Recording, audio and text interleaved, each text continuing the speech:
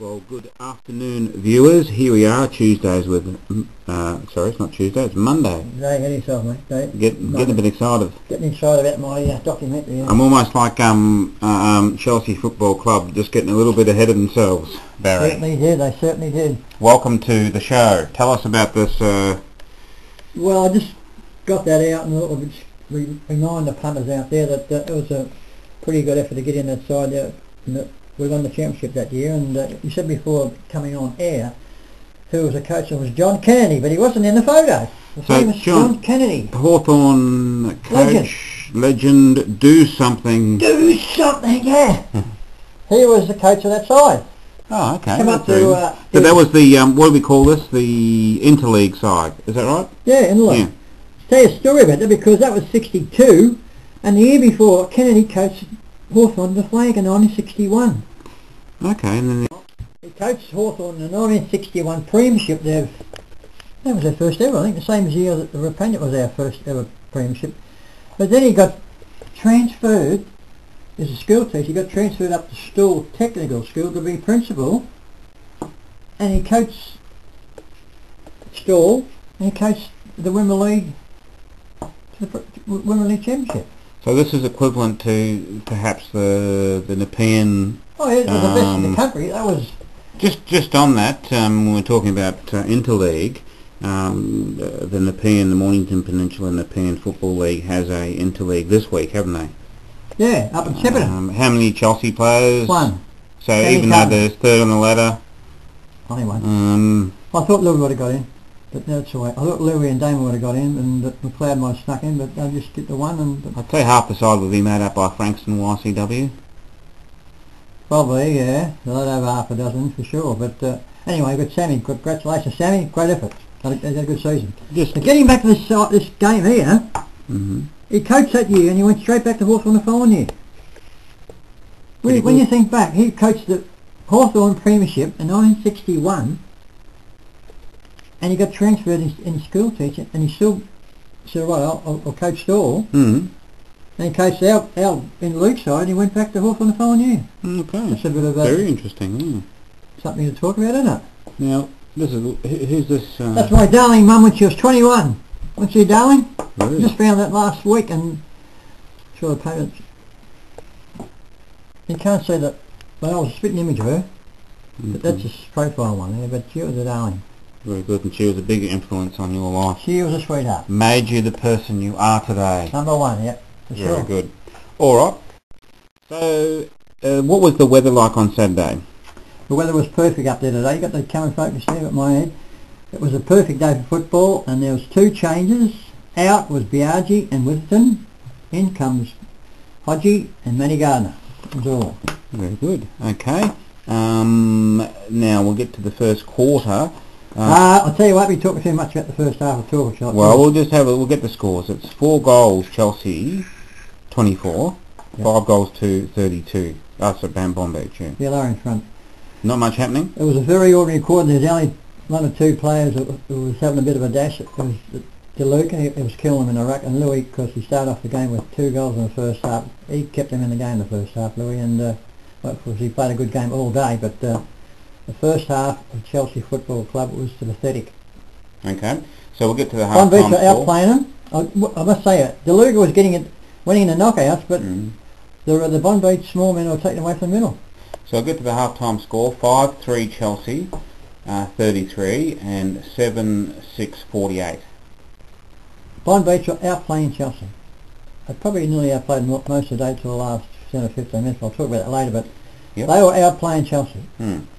And which is unusual. Bonbeach, not a top side. No, down the bottom, mate. So we get to 3/4 time, 7 goals 4, so 46 to Bonbeach 11-7, 73. They kicked ahead a little bit. Well, they were outplaying Chelsea. We had passengers galore. I mean, there's enough passengers to make a couple of trains up going down to Melbourne. But Louis was still. Sammy Carton was putting in, but the rest. Gentle was he had a fair sort of 4 quarters, but and DeLuca he battled hard all day. But the rest, till the last quarter, we're in the last quarter now, aren't we? Well, What did you think at three-quarter time? Did you think we could win? Well, not the way we're playing. It was just they outgunned us, outpaced us, and they were outmarking us. Number 24 and number 1, the ball in fell. So you weren't feeling confident? No, I mean, even in the... I said a couple of mates of mine, I said, we're gone here. We just can't get anything going. There was no movement at all. All the guns were all... McLeod was playing fair. Little Danny Moore was battling the hard way. But Gary Carpenter was playing it. We played a fair game all day. Carpenter, he put in all day, and of course Gentle and no, there was... So we'll get to the final score. 13 goals 5, 83 to Chelsea, to 12 goals 10, 82. What happened? Well, last... If I keep saying well, I will cut myself. Into about probably 20 minutes in the last quarter, probably 80 minutes in the last quarter, they were still 4 goals 1 behind, Colin. Then they kicked a point, and all of a sudden they started to fire up. McLeod, who else was running around? McLeod, Gentle, Damon, Lewis. Well, Damon, Carpenter. he only had 2 or 3 possessions up till three-quarter time, Colin. But he had 2 goals. But he fired up, he kicked 3 goals. Of course, the star of the last quarter was Robbie Lancaster. He just opened up, he kicked a goal, and he'd give one away to... That's probably why I got the votes in the newspaper. Well, he didn't get 3 votes on me, but he played a very good last quarter. The last 12 minutes. Turned it up. Of course, Louis kicked a... What was the turning point? What was the turning point? I think it might have been Robbie Lancaster. It sparked him up. He had he took him on a couple of times. He ran around the boundary there, and he passed one to Louis Damon. He kicked the goal. And he got it again about 2 minutes later, and he kicked the goal himself. What did you think of the Dean Gentle move in the middle? Well, he put him in the ruck, I thought it was a bit of a bad move by Chapper, but he's got an extraordinary leg, this Gentle, for a 6'2" fellow, and he was winning the knockouts, and he kicked a beautiful goal in the last quarter. I mean, there's another goal kicked by Louis too, and on the far side of the ground, but they just lifted, and they sort of... There was a controversial moment, I thought, in the last quarter, about 5 minutes to go, when they handballed the ball through the well, that's right. The points. But there's no free kick in this competition. No, but they sort of thought, we'll give them the point, in which with our 11 points that behind, cost them the game. Cost them the game. At the finish, yeah, because they went down pretty well straight after, and they just missed another point too. But then everything got. Look, I must give 10 out of 10 to Robbie Lancaster. Wizzy, you sparked them up, and I mean, he had a pretty quiet day before that, but he. Because they all left in a little Gary Carpenter. He played a good solid game all day too, but apart from that, it was a finish up a very good, lucky, ugly win. Okay. Well, who were the goal kickers then? Damon kicked 5, kicked 3 in the last quarter, 3 match-winning goals. He's amazing, man, when he gets his hand on the ball. 5 beautiful goals. Lewis 3 captain's goals, all kicked 2 in the first half. Kicked that one in the last quarter on the other side of the ground. Fantastic goal. Langers. Not Langer, big one. Lancaster, yeah. One to Gentle, one to McLeod, one to Warner, and one to Nanopoulos. Very good. Now give us your group of best players. My best players, my God, where in the hell I put them, Harry boy? Here we are. Lewis, outstanding. He was best on the ground, mate. DeLuca, Damon, Gentle, Lancaster, McLeod, and Gary Carpenter. Okay, well, give us a vote, starting with 1 vote. 1 vote to Damon for his 5 goals, even though it didn't get much during the first 3 quarters. 2 votes to DeLuca. And 3 votes? To Anthony Lewis. Outstanding captain's game with about 26 possessions again. So you didn't get Lancaster or Carpenter? Just outside. No, okay, Carpenter. They were good, but... Lancaster, you can't get best on the ground for 8 minutes of football, 10 minutes of football. Okay, very good. All right, well, there's the votes. Any highlights in the game? Yeah, plenty of highlights. Robbie Lancaster, he was the last quarter, he was unbelievable. He just had the ball on the string, and he was electrified. He was. He got him going. Louis' last quarter goal, real captain's goal. Gentle's goal, amazing. Oh, and his ruck work. He got a lot of knockouts in the last 10 minutes of the game. He got an amazing spring. Of course, Damon, quite quiet most of the day. He stood up when it had to be counted, kicked 3 goals in the last quarter, and 3 very good, took 3 good area marks too. And that's about all. They were pretty happy with themselves, the coaching. Oh. The coaching, they were rubbing each other's heads and all that sort of thing. In the room, you get in the rooms after the game? Yeah, get a little bit of Everyone was, you swear we won the premiership. He's jumping around and jumping, grabbing Oliver Chaplin. Well, I was quite excited too. I've never been that excited for a long time because I just had a feeling with 2 or 3 minutes to go we're going to win. And they were jumping. I was yelling out. Very good. A very good celebration. Now tell us about the seconds and the thirds. Seconds had a very good win by 10 or 12 goals, and the thirds won by a stack too. So it was a very good win, a very good day all around for Chelsea. I noticed the under-14s won by about 200 points. I was watching over there yesterday afternoon. They won by about 15 goals. Yeah. Where'd you see that? I saw it on somewhere, written somewhere. Under 14s? Yeah. Oh, there was a humongous win, but it's a bit different, isn't it? If they don't turn I'll tell you something about another fellow that could be... Who's coming through the ranks? This fellow could step up very shortly, I reckon. Number 26 in the seconds, Jesse O'Dell. Could be... Any hope for, what's his name? Jesse O'Dell. Forget the name, Jesse O'Dell. Jesse O'Dell. Okay, Jesse O'Dell. Okay, very good. Well, let's swing over to the AFL. Your boys, Richmond put up a good fight against Essendon. They sure did. They were just... I watched a bit of it in the third quarter, and I get back and they're 7 goals behind. The next thing they tune in again, they're a point behind, and another kick to goal. I got to the front, but then I just dropped a couple of marks, and it was an unbelievable performance. The kid come from 7 goals behind, the top side, to get a point in front with 7 minutes to go and just get knocked off by 3 goals. Who are they playing this week? It's hard to know. Look, they'll beat anybody, mate. All they need is just get a little bit more luck and a bit more confidence in the side, and they're going to be... They're a few good players. I reckon it's a very good chance to go. Yeah, Ruckman's good. Marek is taken over. The problem is they've lost too many tight games. Yeah, but to 3 top sides. I mean, if you lose by small margins against ordinary sides, don't go. But when you're up there with the top 3 and it's 19 points, 6 points and 1 point. Very good. Well, who's Chelsea playing next week?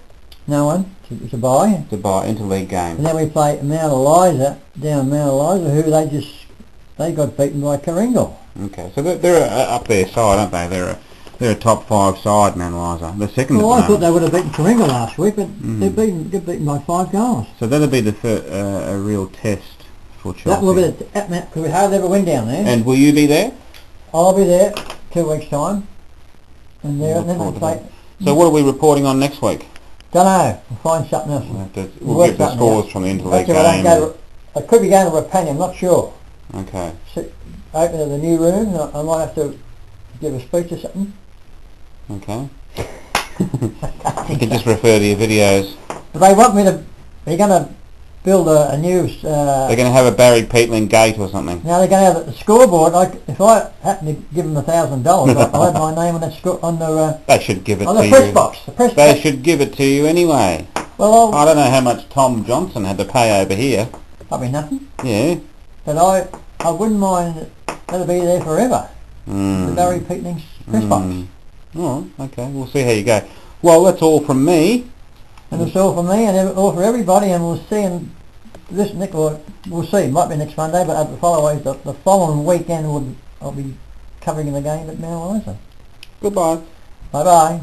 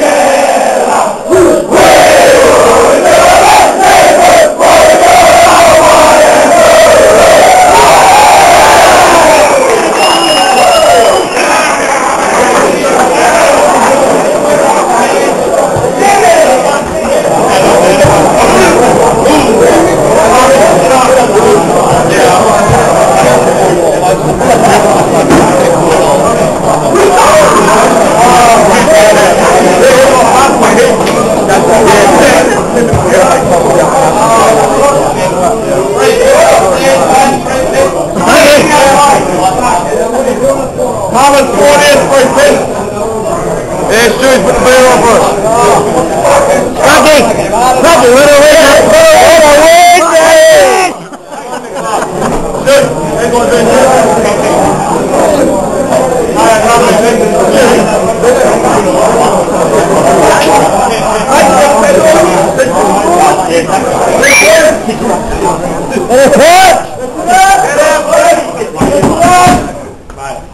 quarter. Oh, shit. Okay.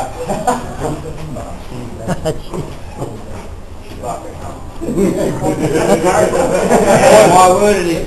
Boys, we listened to 3/4 time, you reckon? We spread out. Yep. We spread out, we didn't play their fucking shit football, and we ran, and we carried the footy like we have to do in the fucking from the first quarter. 50 tackles, we lost the clearances, we're beaten at the stoppages. Good side find a way. Character. Good side find a way.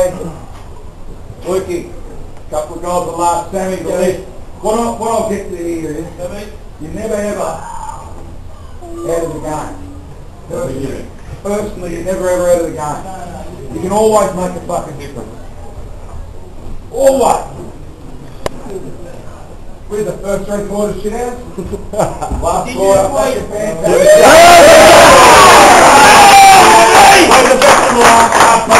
It's going to be consistent with. Always make sure you're in the game. Okay? Never give up. Fuck, we looked good in that last quarter. Yep. And never gave up hope that we could win the game. And that there's a lesson right there. Belief's a huge thing. Then it's just a game of footy. The first 10 minutes of that 15 minutes in the ruck, I asked you to thump it, stumped it. You come on, you take a mark, you go forward, you kick a goal. Fucking dream, mate.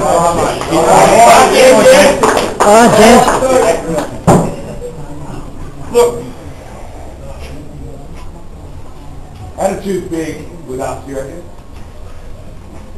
When I talk, fuck, I might sound like a broken record, but I just want you to realise that I can sense, I reckon I know you blokes pretty well, I can sense when you've got swagger, I can sense when you're sticking out a little bit further than it should, and I can sense when things are going bad, we maybe are going to go our old ways, giving away 50, giving away free kicks, not spoiling them the goal line. But what there is fucking backbone in this group. Yep, I will. Okay? Never out of it. Louis, last quarter, fantastic.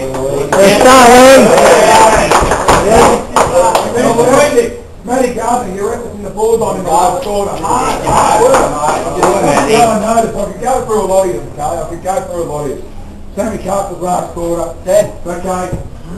Scooter's last quarter. Just a talk. We lifted. Nigel's last quarter was on the half back line. It was Slicker's last quarter. I reckon you're going to fucking shoot in the last quarter.